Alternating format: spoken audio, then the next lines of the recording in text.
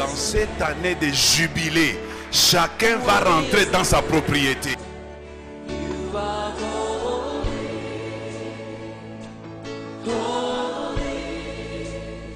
Toi aussi, tu retourneras dans ta maison.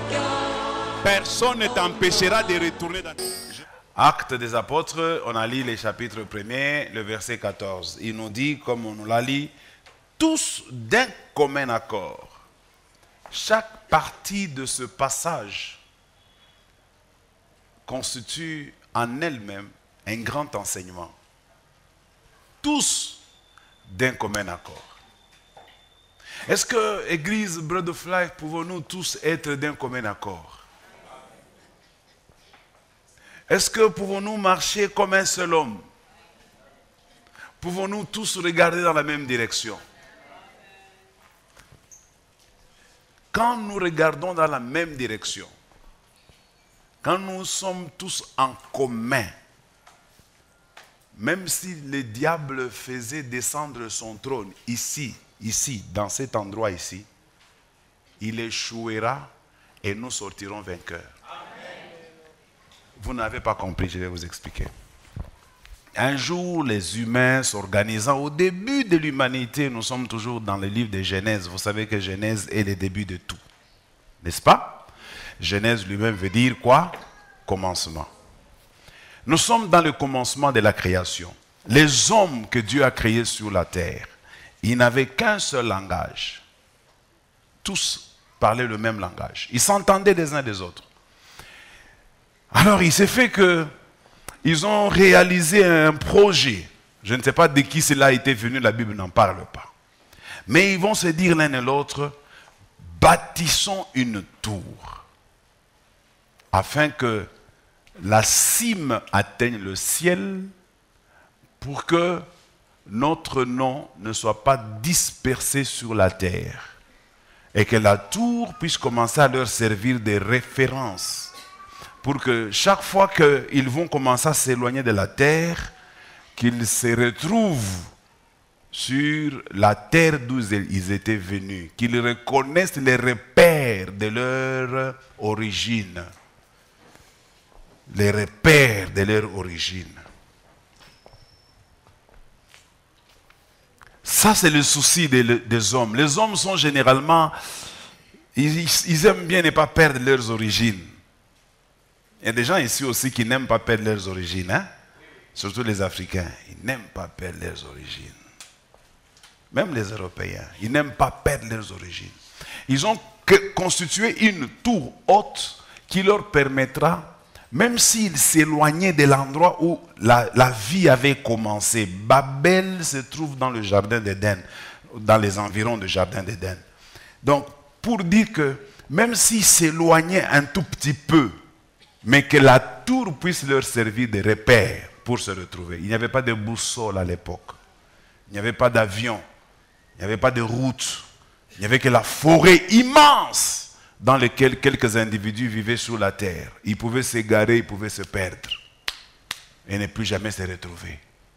Et le danger, c'était que même l'inceste pouvait devenir possible, parce que si mon frère est parti loin et que là, loin, il est parti, je n'ai plus de contact avec lui parce que les téléphones n'existaient pas à l'époque, la correspondance n'existait pas à l'époque, même la phonie n'existait pas à l'époque. Comment je vais communiquer avec celui qui est loin? Donc, pour qu'on ne puisse pas se perdre, pour que, même si je vais loin, que je revienne toujours là à la tour de Babel et que je retrouve mes origines. En fait, l'idée en soi n'était pas mauvaise. L'idée était géniale. Mais la mauvaise graine dans cette idée, c'est que Dieu a senti une menace. Cette idée n'a pas menacé les hommes, mais cette idée a menacé Dieu. Écoutez-moi, Église. Rien ne peut énerver Dieu que de savoir que vous vous êtes rebellés de lui. Dieu aime que tous nous soyons sous contrôle. Il aime que tous nous dépendions de lui. Il aime que tous nous ayons lui comme référence. Et Dieu n'aime pas que nous ayons d'autres références en dehors de lui. Et il les a punis pour ça. Pourquoi vous voulez prendre cette tour-là pour référence? C'est le début de l'idolâtrie. Vous allez commencer à adorer cette tour-là. Il va les frapper. Dieu dit ceci. Empêchons-leur ce projet qu'ils vont bâtir. Ils n'ont même pas encore commencé. Ils commencent à se mettre déjà en tête de commencer quelque chose. Dieu est contre. La plupart du temps, quand vous commencez quelque chose dans lequel Dieu n'est pas, n'ayez pas la certitude que Dieu va vous suivre. Dieu ne vous suivra jamais dans ce qu'il n'a pas lui-même commencé. Quelqu'un me donne un bon amen. Et quand ils vont commencer à bâtir la tour, Dieu va frapper dans la tour et la tour va se disloquer. Et c'est ce jour-là que toutes les langues du monde ont commencé. C'est ce jour-là que les gens parlaient en lingala. C'est ce jour-là que d'autres parlaient en swahili. C'est ce jour-là que d'autres parlaient en français. Je m'imagine une personne qui parle lingala, qui n'entend pas le français. Il s'adresse à celui qui parle lingala. Et là, on est comme les bissois. Celui qui parle français, qui n'entend pas lingala, il lui dit, de quoi es-tu en train de parler, monsieur? Il dit, ah, il va chercher quelqu'un d'autre. Il dit, mon frère, est-ce que tu peux entendre ce que moi j'ai dit? L'autre qui dit, oui, mais c'est manini. La confusion s'est créée de telle sorte que personne n'entendait ce que l'autre disait. Alors Dieu a dit, empêchons-leur. Il y a une phrase qu'il va déclarer à la fin. Parce que si nous les laissons faire ça, comme ils sont unis, tout ce qu'ils entreprendront, ils les réussiront. D'une part, ça nous enseigne, mes amis, quand les gens sont unis, ils réalisent tout ce qu'ils veulent. Si le Congo était uni, le Congo serait béni. Le mal du Congo aujourd'hui, c'est que les gens ne sont pas unis, les gens sont divisés. Et s'ils resteront toujours divisés, même si on change ceux qui sont au pouvoir aujourd'hui, les autres qui viendront, ceux qui vont partir, vont aussi s'opposer. J'ai toujours dit aux serviteurs de l'Église, si vous avez l'occasion de parler avec les autorités, ça c'est mon idée. Dites-leur de se mettre autour d'une table. Tous les politiciens, ensemble. Que chacun se dépouille de son parti politique, de son histoire, de son passé, de ses faiblesses. Et que tous, comme un seul homme, nous nous mettons ensemble pour l'intérêt du Congo. Une année, c'est beaucoup. Le Congo va changer. Les Européens nous dépassent. Quand l'un travaille, il découvre des choses, il met ça à la portée des autres. Mais nous, quand quelqu'un découvre quelque chose, il se précipite à cacher ce qu'il a découvert. Il suffit que le frère Eric, comme il cherche à se marier bientôt, s'il découvre par exemple un endroit où il y a de l'or, il n'en parlera même pas au pasteur, même pas à sa femme. La Bible dit, une maison divisée contre elle-même, cette maison ne subsistera pas. Un royaume divisé contre lui-même, ce royaume-là ne subsiste. Dans une maison, vous êtes un mari et une femme. Vous vous disputez tous les jours. Qu'est-ce qui vous prend? Vous êtes tout le temps en conflit. Donne-moi l'autre micro là parce que je sens que celle-ci commence à siffler. Ça va ou bien je dois changer? Il faut changer. Hein? Je change. Non, je garde. Ok. Alors je disais, même dans un couple, vous voyez un homme avec sa femme, ils ne s'entendent pas. Quand je grandissais, moi je pensais que les membres d'une même famille ne se bagarraient pas. Peut-être que j'ai tort. Est-ce que les membres d'une même famille peuvent se haïr? Même père, même mère. Ah, parce que moi je n'ai pas eu une grande famille, hein? C'est pourquoi je ne connais pas ça. Ça dépend du nombre des enfants.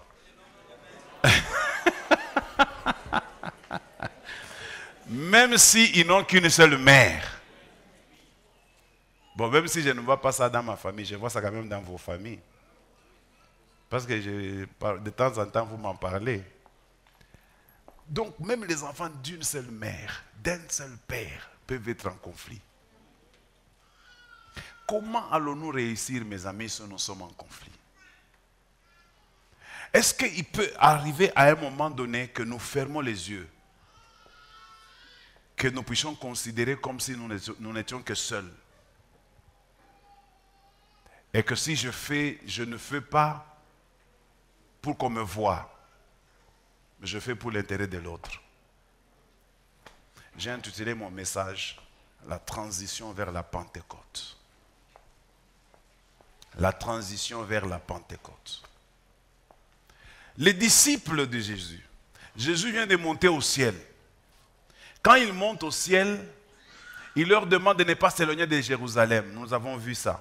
Ils sont allés dans la chambre haute. Et là, dans la chambre haute, ils n'avaient qu'une seule activité. C'est le passage que nous venons de lire. Une seule. On nous répète le passage. C'est tout ce qu'ils faisaient. Lis-nous. Tous d'un commun accord. Tous. Ils sont au nombre de 120. Hein? C'est une assemblée de plus de 120 personnes. Ce n'est pas 12 personnes. 120 personnes. Mais ils sont capables de se mettre tous d'un commun accord. Persévérer Ils persévéraient dans la prière. dans la prière. Au hasard, on a cité quelque chose, le hasard n'existe pas. Continue. Avec les femmes. Même les femmes. Oh maman, on ne vous a pas oublié. La Bible insiste pour dire, même vous aussi, vous étiez de la partie. Et Marie, Même Marie, la mère de Jésus, était là. mère de Jésus. Mère de Jésus. Et avec Et avec, le frère de Jésus. même les frères de Jésus étaient dans la chambre haute. Je vais vous expliquer. C'est tout, non? Voilà, tu peux t'asseoir. Quand ces gens se sont mis ensemble, écoutez ce qu'ils ont fait. Premièrement, ils ont tout mis en commun. Tout. Je sais qu'aujourd'hui c'est difficile, on ne peut pas nous tous tout mettre en commun. Ça sera n'importe quoi. Ça sera la tour de Babel. On ne peut pas tout mettre en commun. Mais ce que moi je nous demande aujourd'hui, c'est que tous nous regardions dans la même direction. Et que nous puissions considérer l'intérêt de l'autre comme étant aussi mon intérêt à moi. Vous vous souvenez de ce qui est arrivé à Ananias et Saphira? C'était leur champ. Personne ne leur avait dit de vendre leur champ. Non, ils pouvaient ne pas vendre. Mais eux-mêmes ont dit à Pierre, nous aussi nous allons vendre notre terrain. Pourquoi? Parce qu'ils ont vu d'autres personnes qui ont vendu les leurs et qui ont amené leur argent au milieu des disciples. Ils ont dit, nous aussi nous allons faire ça. Ils sont allés, ils ont vendu leur terrain, ils ont coupé la moitié, ils ont gardé pour eux. Donc, ils ont pris une partie, ils sont venus avec la partie, ils ont déposé. Et le Saint-Esprit a inspiré Pierre. Il lui a dit, Pierre, mais plutôt, Saphira, est-ce tout ce que... Non, c'est Anania. Est-ce tout ce que vous avez? Il dit oui, c'est tout. Et à l'instant, le Saint-Esprit l'a frappé, il est décédé. Quand je lisais avant que je ne reçoive la révélation de Dieu, je voulais comprendre pourquoi on a frappé Ananias. Qu'est-ce qu'il a fait? C'est son argent. Quand j'ai mon argent, je donne ce que je veux. C'est mon terrain, j'ai vendu. J'ai la liberté de garder un peu d'argent. Est-ce qu'on a signé un accord que tout ce qui m'appartient, c'est à vous? Chacun donnait ce qu'il voulait donner. Et d'ailleurs, c'est ce que Pierre va lui dire. Tu étais libre de ne pas vendre, tu étais libre de tout garder. Mais pourquoi alors tu as menti? Ce n'est pas aux hommes, mais c'est au Saint-Esprit que tu as menti. Pourquoi Dieu n'a pas voulu qu'Ananias reste parmi les 120? Et sa femme, quand elle est venue, on lui pose la même question. Elle trompe comme son mari. Tous les deux sont morts le même jour. Et les gens qui étaient allés enterrer son mari étaient de retour pendant qu'elle mentait. Elle a aussi été emportée par les mêmes personnes pour être enterrée. Pourquoi Dieu les a enlevés? Pourquoi Dieu les a soustraits? Parce que Dieu voulait qu'ils restent en unité. Et il a senti qu'en eux, il y avait une sémence de la division. Il y avait une sémence de ne pas marcher dans la vision qui est donnée.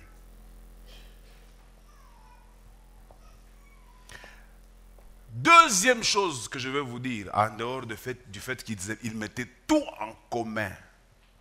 On nous dit, ils persévéraient en prière de commun accord. J'aime aujourd'hui tous ceux qui sont venus à Gênes. Vraiment que Dieu vous bénisse. C'est ça l'église. Quand l'ordre est donné, il faut exécuter l'ordre. Même si vous ne comprenez pas le bien fondé. Vous savez, le christianisme, c'est comme l'armée. Dans l'armée, les soldats, ils ne demandent pas des explications au chef. Quand le chef dit « on tire », il tire. Quand on dit « personne ne tire », personne ne tire. Les militaires sont comme ça. Et il dit « à vos ordres, mon conseil ». Ils exécutent.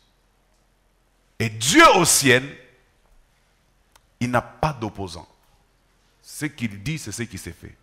Il y a une unité impossible, une synchronisation impossible. Et quand le diable, au milieu d'eux, a voulu créer un petit problème, il a été éjecté. Dieu aime la synchronisation au milieu de nous.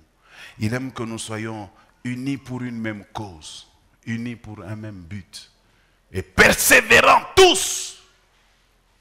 Persévérer veut dire chercher quelque chose. Nous devons tous chercher une même chose. En ce moment, mes amis, ce que nous cherchons dans cette église, c'est la construction. Nous voulons... Pour moi, la célébration, ce n'est pas ça le grand problème. Pour moi, le plus grand problème, c'est construire ce temple, le finir. Le jour qu'on va le finir, ma soeur, mon frère, je te permets de venir ici en culbute. Viens ici en sautant. Tu as réalisé quelque chose de prouesse, d'énorme, de grandiose. Moi-même, quand je regarde ce que nous sommes en train de faire, pour ma vie personnelle, je n'ai pas encore fait quelque chose de si grand comme ça. Je n'ai pas ça. Je n'en ai pas. Je n'ai pas encore fait ça. L'argent passe par moi. Je pouvais détourner ça pour mon propre compte. Je pouvais me dire, moi aussi j'achète un terrain quelque part, je construis ma maison. J'en ai besoin, comme font tout le monde. Je veux rester dans cette unité d'esprit. Je veux regarder dans la même direction que tout le monde. Et je vous invite aussi à regarder dans la même direction que tout le monde. Parce qu'en regardant dans la même direction, je vais vous donner les bénéfices qui vous attendent. Quelqu'un me donne un bon amen. Dis un amen mieux que celui-là. Prière.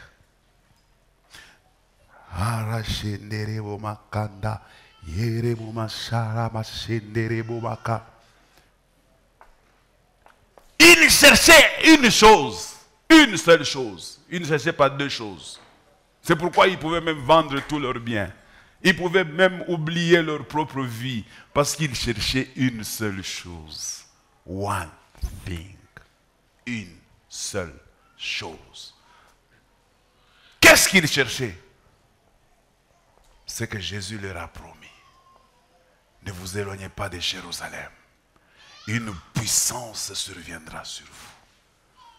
Cherchez la puissance. Il dit encore un peu de temps, vous ne me verrez pas. Encore un peu de temps, je serai avec vous. Mais cette fois-ci, je serai en vous. Le Saint-Esprit surviendra sur vous. Vous deviendrez mes témoins. Voilà ce qu'il cherchait. Le Saint-Esprit.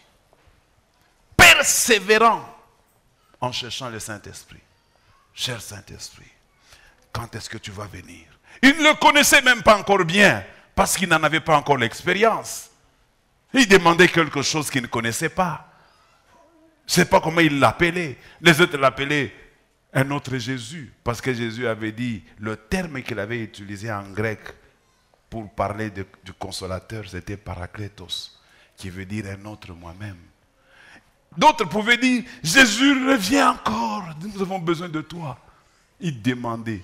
Est-ce qu'il y a quelqu'un qui demande quelque chose avec insistance en ces lieux? Demander quelque chose avec insistance en ces lieux. Personne ne demandait pour lui. Personne ne demandait pour lui.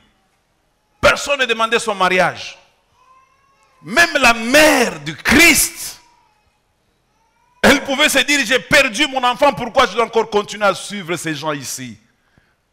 Celui qui était mon fils, issu de mon entraille, le faiseur de miracles, il n'est plus là.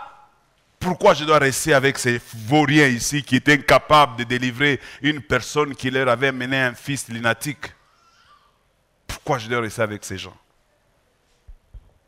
Marie était là. Elle persévérait aussi.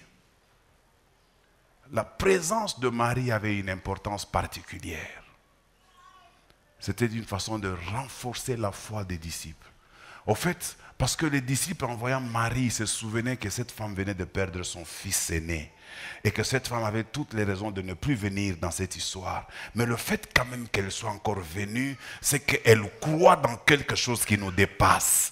Il y a parfois certaines personnes, quand vous le voyez à l'église, ça augmente votre foi. Il y a certaines personnes, quand on dit aujourd'hui il y a prière, vous le voyez venir, vous dites il prière, mais il y a bien sérieux. Frère, parfois tu peux te négliger et tu peux être la personne qui peut déclencher la foi de quelqu'un d'autre.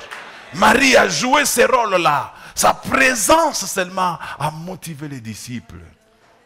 Je m'imagine l'ambiance qui se faisait. Il y a simplement 40 jours que son fils venait de mourir. Simplement 40 jours. Son fils n'était pas encore pourri comme vous le dites. Et il était là, en train de persévérer. Elle n'avait rien à faire. Marie pouvait rentrer chez elle. Elle n'avait jamais fait de miracles. Elle n'avait jamais parlé dans les meetings de Jésus. Elle était tout le temps à la maison, parfois dans la foule. Pourquoi devait-elle avoir peur? Parce qu'elle a eu même le courage d'aller jusqu'à la croix. Parce qu'elle ne se reprochait rien. Elle se disait, moi, qu'est-ce que j'ai à voir avec tout ça? Pourquoi elle est restée là-bas? Pourquoi elle est restée là-bas? Deuxième élément. On dit, les femmes aussi étaient là. Pourquoi les femmes étaient là? Les femmes étaient là parce que généralement quand il y a ce genre de problème, on prend le berger, on prend Jésus, on l'a cloué à la croix, on l'a flagellé comme vous connaissez l'histoire. Et cet homme-là est mort. Et puis, après sa mort, il y a la chasse à l'homme. On commence à chercher tous ceux qui ont gardé les témoignages de Jésus. Dès qu'on les attrape, on va les tuer. Je vais vous rappeler qu'on les a tués. Dès qu'on attrape quelqu'un, on les tue. Les gens pouvaient fuir, aller se cacher. Et à pareille circonstance, je vais vous donner une petite référence. Vous vous imaginez, moi j'ai réagi ça. Un jour, on m'a envoyé une vidéo. Je regardais cette vidéo, c'était les Mai Mai, les Bakatakatanga. Ce qui m'a étonné, c'est la présence des femmes. Et quand j'ai montré à maman Sylvie, elle a dit, donc, mais on peut encore comprendre. Mais quand pendant qu'on a mouké, ça pousse à dire, tiens, même une femme est entrée dans... C'est vous les mamans, quand vous entrez dans une chose, ça prend une autre connotation. Ne négligez jamais la présence d'une femme dans une histoire. Unaona hata politicien banachezaka njumwe banamke muyashima. Chez banaume batapika masashi mais moi ata ya moi itatoka. On a peur des femmes, peut-être vous vous sous-estimez. Mutoke tu ba mama tu wa mulubumbashi mnaingia tu mbalabalo. Mnasema leo Quel est ton tafuta chez Niki? Policier qui a tapé comme le massage. Les femmes ont certain un esprit. Hein? Les femmes sont comme un esprit. Banam qui a un esprit moi ici. Donc quand on va minga ta musala, on a acheté un musala mon jimo moi on a tembé ici. Je vous dis vrai. Beba tout mon nom m'a pas musala banam, mais tachima ma sans problème. Mais au moins que musala banamuki. Ba maman baniga kan ba 40 boko nombo. Taïta ta ba frère on peut même ba maman. Mo ba maman. Bana fani auna na mango. Ata mi pale mine nyaka ni kufunga turo. Est-ce que ma frère me l'a dit? Mon nyaka facilement me renya ba maman. Ben nous t'en se mettre tout le temps. Eh mon ba maman anakwenda. L'esprit des femmes. L'esprit des femmes. La Bible dit, j'ai besoin de chercher des femmes qui pleurent, qu'on appelle des femmes pleureuses. Quand une femme commence à pleurer, ça devient grave. Là, ça fait peur. Même à la maison, vous qui êtes mariés, vous n'avez pas tout mon yombe. Mon yombe, mon ambiance. Nini. Nini. Déjà, par les colères, on n'en parle de papa. Ayayo mambo. Nana muririsha huyu muntu huyu. Colère, on n'en a pas. Alors je vais vous révéler un secret, vous les femmes, aujourd'hui. Il y a deux façons de prier. Il y a prière en parlant. Il y a prière en pleurant. Une prière en parlant n'inquiète pas Dieu. Mais une prière en pleurant fait descendre le trône de Dieu. Un jour, Dieu dit en Israël, il y avait un problème, il fallait qu'on trouve une solution. Le prophète est allé voir Dieu pour dire, bon, Dieu dit, non, toi je ne vais pas t'exaucer, cherche des femmes qui pleurent, qu'on appelle les femmes pleureuses. Quand ces femmes sont arrivées, elles ont commencé à pleurer devant le Seigneur. Frère, David un jour a décidé de tuer le mari d'Abigail, il s'appelle comment? Nabal. Il décide de tuer Nabal. Prend toute son armée, on attaque Nabal. En cours de route, une seule femme, Abigail. Elle sort comme ça devant David. Elle s'agenouille. Elle commence à pleurer. Elle commence à pleurer devant David. David arrête toute son armée. Une seule femme. Vous voyez l'avenue femme katangaise. Pourquoi on l'appelle femme katangaise? Il y avait les femmes katangaises qui étaient descendues dans cette avenue. Il y avait la MONUSCO, à l'époque on appelait ONU. Les Onusiens, ils étaient d'une part. Et les femmes katangaises venaient. Alors que c'était un truc. Derrière, il y avait les hommes. Les hommes se sont servis des femmes pour avancer. Alors quand ils ont découvert que derrière, ils avaient les hommes, ils ont tué toutes les femmes. Et ça a créé un problème international. La MONUSCO a tué les femmes. Mais quand on tue les maï là, il n'y a pas de problème. Mais quand on tue une femme, ça devient un problème. Femme, connais ton pouvoir. Tu as une place dans les cœurs de Dieu. C'est pourquoi la Bible dit, il y avait même les femmes qui persévéraient aussi. Si Dieu ne peut pas écouter la prière des hommes, qu'il écoute même la prière des femmes. Pour terminer avec vous les femmes, vous savez pourquoi Dieu écoute la prière des femmes? Parce que vous avez la vie en vous. Et non seulement que vous l'avez, mais vous savez la donner également. Vous avez le pouvoir de donner. Nous tous qui sommes ici, nous sommes nés d'une femme. C'est vous qui nous avez donné la vie. Alors si nous, aujourd'hui, on ne saura pas atteindre le trône de Dieu, vous faites quelque chose, le ciel va bouger. Je vous dis, le ciel va bouger. Dieu, même dans sa divinité, il est tendre avec les femmes. Il est tendre avec les femmes. Même Jésus, quand on lui a apporté cette femme adultérienne, Jésus n'a mwangaria. Une prostituée est venue voir Jésus avec ses cheveux.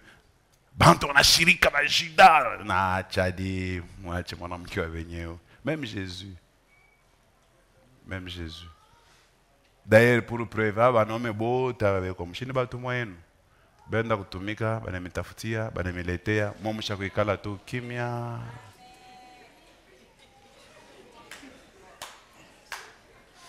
Kuku muta tabishomu. Nan tabishomu.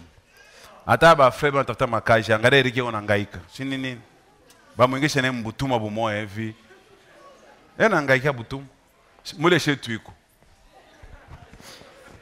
Chaque matin, quand ma femme se réveille, c'est à moi qu'elle pose des questions. Ça m'a coûté transport, ça m'a coûté. Je me dis, ah, Dieu, tu n'es pas comme ça. Eh, ça m'a coûté nani mwingine.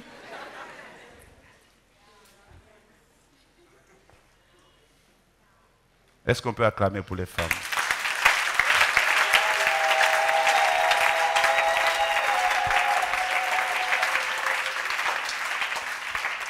Alors, je vais aborder mon dernier point sur la prière du Saint-Esprit. On va prier pour le Saint-Esprit aussi aujourd'hui, parce que dimanche, ça sera le jour de la Pentecôte. C'est le jour que la Pentecôte était descendue, le jour que le Saint-Esprit était descendu. Donc, un vendredi comme celui-ci, les disciples, les 120, étaient en train de prier le Seigneur pour qu'il répande le Saint-Esprit. Frère, quand le Saint-Esprit descend, ce qui était difficile devient facile.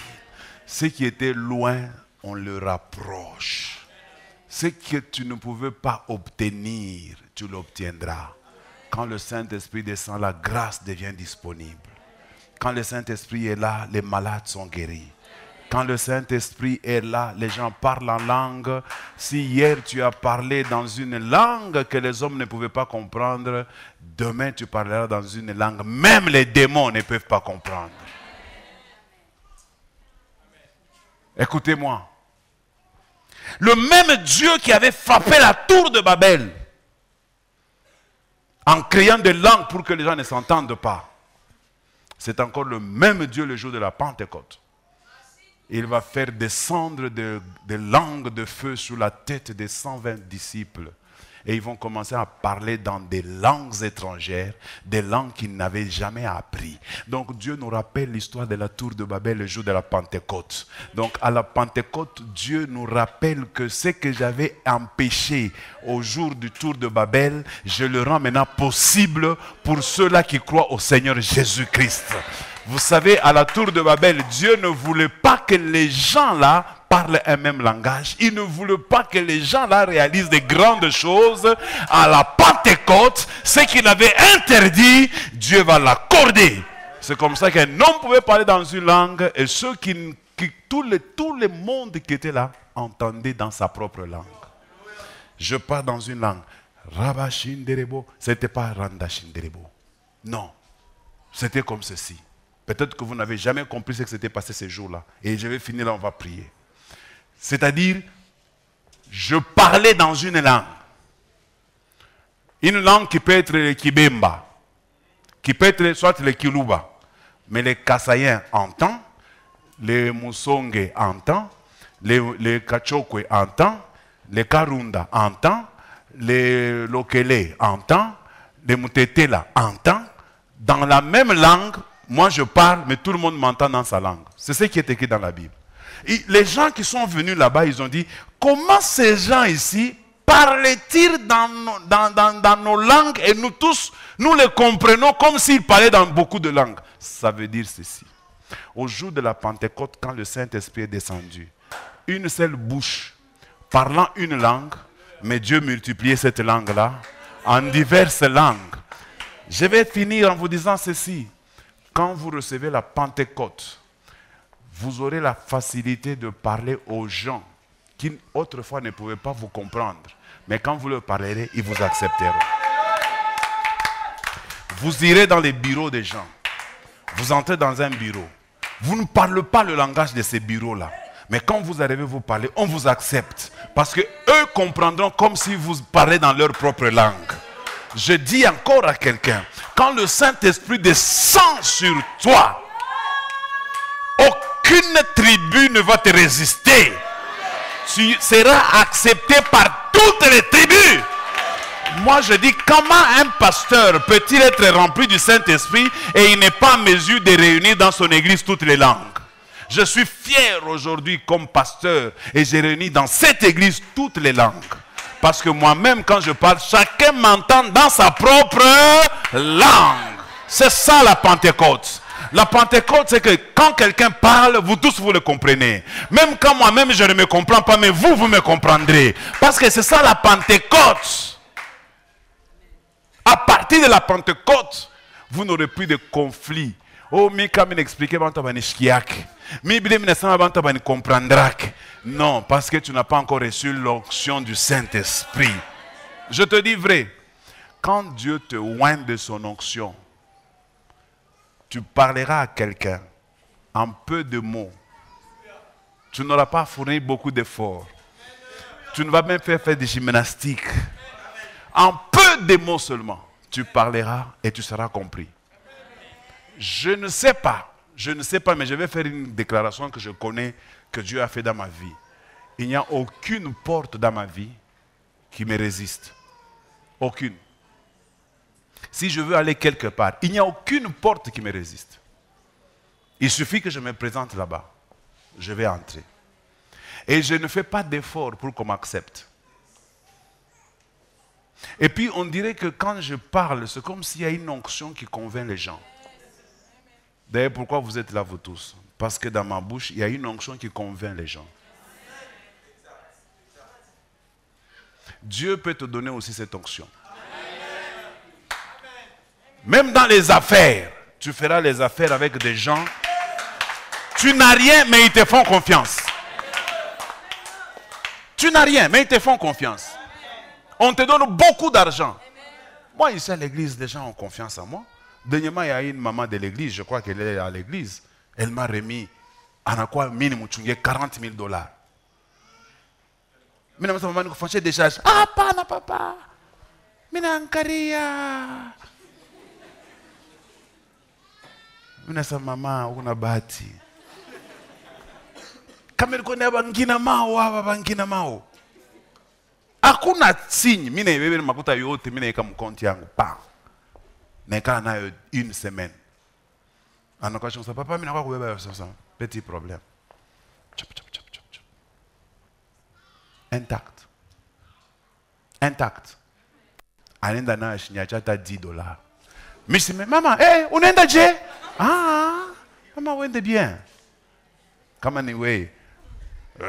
Mama chunga bele. Mimi nasikia sauti ya Mungu inanionyesha sema hii wakati ni wakati wa kubarikiwa sasa hii.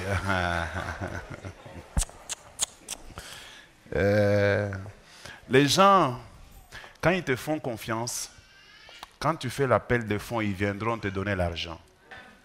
Ce que je te demande, mon frère et ma soeur, entre dans cette logique-là. Quand tu entres dans cette logique, tu trouveras ta place, tu joueras le rôle que Dieu attend de toi, tu seras béni dans ce travail qui se fait et tu ne seras pas exclu. Parce que celui qui n'entre pas sera exclu, comme Saphira et Anania. Alléluia. Alors je vais finir pour qu'on prie un tout petit peu. Et ma dernière phrase que je vais vous dire, c'est que la transition que j'ai donnée comme thème à mon message de ce soir, c'est quand Jésus est monté au ciel, la Pentecôte doit venir, cette période-là, c'est celle que j'appelle la transition. La période qui va de la montée de Jésus à la Pentecôte. La transition a toujours été une période qui annonce la fin d'une période, qui inaugure les débuts d'une autre période. Église Bread of Life, j'ai l'insigne honneur de vous annoncer, en ma qualité de serviteur de Dieu, rempli et oint par Dieu lui-même, que cette église est en train de passer par une transition. Il y a une transition qui se fait ici, ne soyez pas agités. Vous savez, quand il y a transition, les gens sont agités. Parce que dans la transition, les choses commencent à changer. Vous voyez déjà la chair, elle était ici, elle est maintenant là-bas. Ça veut dire il y a transition. Vous aviez l'habitude de regarder là-bas, maintenant vous regardez de ce côté. Il y a une transition qui se fait. Et dans cette transition, je te dis de retenir 3 choses et nous prions. Donne-moi un bon amen. Amen. 3 choses dans une transition. 3 choses que les disciples ont gardées. Première chose, Quand il y a une transition, mon frère, rends-toi malléable. Quand il y a une transition, rends-toi. La transition est un changement qui s'est fait en douceur, qui demande à ce que le corps se transforme. Le corps doit se transformer. Et s'il y a un élément dans le corps qui ne se transforme pas, il sera éjecté. Soit rends-toi malléable. Malléable veut dire tu acceptes qu'on puisse te mettre dans le moule, qu'on puisse te retravailler. Un pasteur disait sois enseignable, sois corrigiable ou corrigible, soit quelqu'un qu'on peut corriger, qu'on peut reprocher, soit quelqu'un qu'on peut envoyer, soit quelqu'un qu'on peut gronder en ce moment ici. Ne sois pas rigide parce que nous sommes dans une transition. Ne garde pas ta forme habituelle. C'est comme si, quand ma mère vient, c'est tout mon corps qui tourne. La tête commence par prendre le devant. C'est la tête, elle veut se rassurer où est-ce que je vais. Et puis après la tête, c'est les pieds qui se rassurent. Donc, où la tabaki à Kajiak, tout mon corps entre en mouvement. Voici la transition. Je regarde de notre côté. Rends-toi malléable. Deuxième chose, quand il y a une transition. Quelqu'un me donne un bon amen. Regardez d'abord les disciples, là j'ai quelque chose qui me vient. Ils étaient malléables. Ils étaient vraiment malléables. Un homme s'élève, il dit, est-ce que nous pouvons mettre tous nos biens en commun? Ils disent oui. Ils sont malléables. Est-ce que nous pouvons mettre nos biens en commun? Oui. Malléabilité.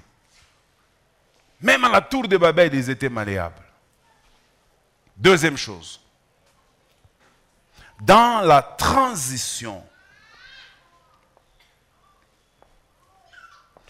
il faut que tu donnes ce que tout le monde attend de toi. Deuxièmement, donne ce que tout le monde attend de toi. Je ne vais pas vous demander de l'argent, n'ayez pas peur, je vous enseigne. Donne ce que tout le monde attend de toi. Je vais vous expliquer. Vous voyez, notre église est en pleine transition. Chacun doit savoir jouer son rôle. Prestime, jouez votre rôle. Tout comme transition. Quand vous êtes ici devant, faites des choses de manière de transition. C'est que l'église a changé. Même à ta type de musique, on a changé. Une transition où jamais que donne ce que tu peux. Parce que dans un système, quand le système est en train de bouger, le système a besoin que tous les éléments apportent. Apporte aussi. Apporte aussi quelque chose. Même dans une relation amoureuse. Comment ne pas mimi na kuitaka wa unitake? Bitakwa bien. L'été à mon awata shuma on bipé. C'est déjà vu. Oh non, ouais para ba kuite. Na ouais keyam. N'attends pas que l'effort vienne toujours de quelqu'un d'autre. L'effort peut venir de toi aussi. Apporte aussi ce que tu peux donner. Ce que tu peux apporter dans cette œuvre. Ce que tu peux apporter dans le changement qui s'est fait à l'église. Même dans l'évangélisation, même dans la sensibilisation, même dans la mobilisation. Apporte aussi quelque chose. Entre dans la danse. Apporte ce que tu sais faire. Si c'est la prière, mets la prière en danse. Que chacun de nous mette ce qu'il sait faire. Que ce soit l'intercession. Vous voyez, vous avez vu les protocoles. Et elles ont suivi une formation. Et les premiers jours, nous avons tous été scandaleusement bénis de constater que les traitements étaient différents. Quand bien même ça commence à baisser. Mais quand même, ça montrait que... Bon, c'est une interpellation indirecte que nous donnons à Maman Berthe. Ça n'a pas baissé. Bon, ce que nous avons vu les premiers jours, ce que nous voyons maintenant, c'est... Il y a quand même un changement. Hein? Donc, revenez à notre premier amour. Donc, chaque département, c'est ça quand il y a transition. Tout le monde doit apporter quelque chose. Premièrement, vous vous rendez malléable. Deuxièmement, chacun apporte ce qu'il sait faire. Danse. On a l'été à mon danse. Apana paka bengine nje bakuchezaka dance we kaza kwa kalaka miss. Dere kuna nasema vile wao uchezake. Shiku wao utacheza. Shuna créer embouteillage iko huko kumbele. Donc unafanyia mtu bon Mungu na mimi naleta mwambie baba yaonaka yangu. Unapita tu shimwa kumbele huko ile saa kuna bantu mingi huko tuwe moya. Hapana kuchonga mbantu mingi njoo unaingia mna yawe moya tu. Unatulemea hapa.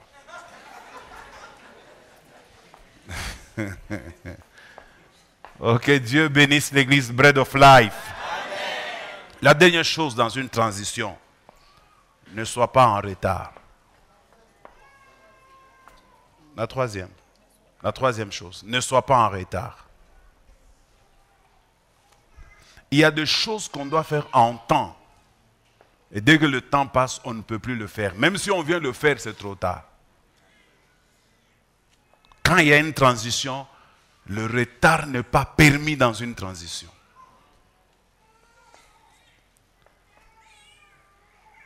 Et je vais finir en vous disant, il est temps, Église, Bread of Life, que tous, comme un seul homme, nous puissions nous lever pour dire, nous allons bâtir cette Église, nous allons tenir notre jubilé.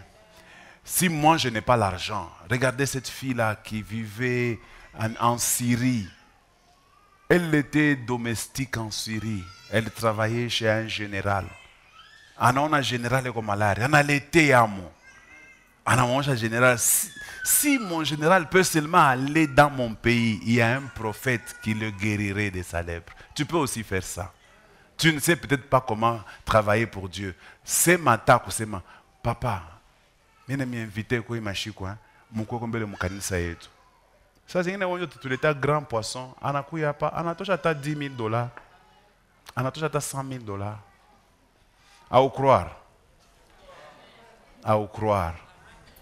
Kukuma makute ngine, kama inakuya après, haitakuwa na maana. Tutaitilize mbambo ngine tunaikuria kuria inaisha. Muhimu iya muhimu iko nguvu pa kuikuri. Hii kazi unafanyika bo tekureje. Mais wewe utachunga kanisa inaisha. Njoo mimi kwa kuleta action de grâce. C'est bon, Mike, una mainite mission. Di, kamata mainite. Wewe ulipa minerval, mimi shikulipa le kamata minerval. Ya kwenda ma minerval. Mais abenza ko etenga mon construction. Acclame le Seigneur et tiens-toi debout.